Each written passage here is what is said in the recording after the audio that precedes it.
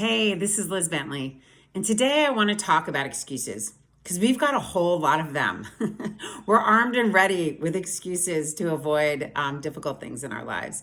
And I don't mind when you use excuses for the little stuff that's just like easy to get around.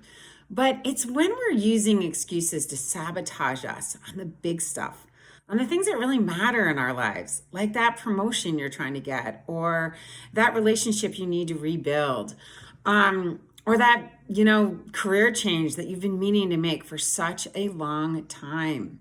Okay, that's when the excuses can really get in our way. And what's interesting that I find in coaching is that a lot of time the excuses are built in our subconscious. We don't even realize that we're making them. We don't even see how these excuses are showing up. So let me give you a couple examples of some of the excuses that I hear. Number one, I hear a lot is I don't have time. So we fill up our day with stuff that's really not that important and ultimately avoid the stuff that's really important. And sometimes I find it's not even going to take that much time to do some of these things that are really important. It's just that it's going to take a lot of energy, or sometimes that there's another reason we're not doing it and it has nothing to do with time. Because we can always make time for things that matter.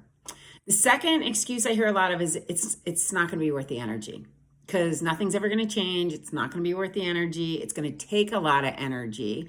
I don't have the energy right now. This is just too hard, or whatever, but the energy is not going to be worth it when there hasn't even been a try. They haven't even tried to do it yet.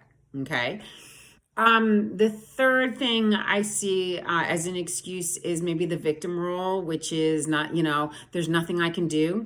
No matter what I do, nothing will ever change. So what's the point? Or the perpetrator role, which is where everyone is wrong but me and everybody's a problem. Okay. And the other people become the excuse. This is where blame becomes the excuse. We blame other people for the circumstance that we're in, whatever that could be.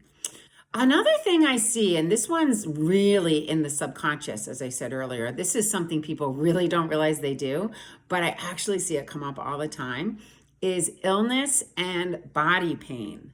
So something hard is coming. Like, let's say there's an event that's coming up that's going to be really hard for someone to deal with, and they have a lot of anxiety around it. And maybe it's built in their subconscious. And all of a sudden, on the day of the event, they can't get out of bed because they have back pain. Coincidence. But I see it all the time. Someone gets sick right before something big happens, or maybe it's not even a big event driven. It can be just relationship driven where they start having, physical ailments, and that those things get in the way of what's going to happen and ultimately become one of the excuses. Oh, and one of the other excuses, I almost forgot this one, is self-discipline. I actually see people use self-discipline as their excuse for not rising more. And I say actually only because self-discipline is something we all have control over. So it's something that we can tackle if we get under the hood on it.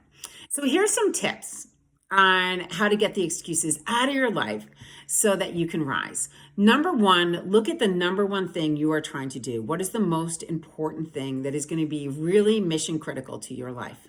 Okay. And that really is going to fulfill you if you can achieve this.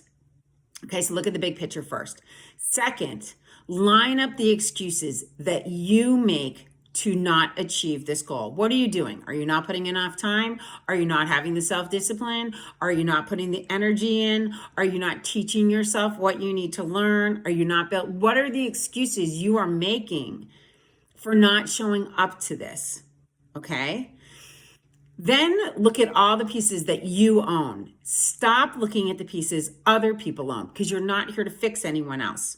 So don't do they need to change and this person needs to change and this person. Don't worry about what anyone else has to do. Just look at yourself and what you need to fix. Okay. Number 4, go into observation. Start working on this big picture goal and see what new excuses pop up. See what ones come in to sabotage you that you are allowing to come into your brain and be an excuse for why you are not showing up to this. Okay.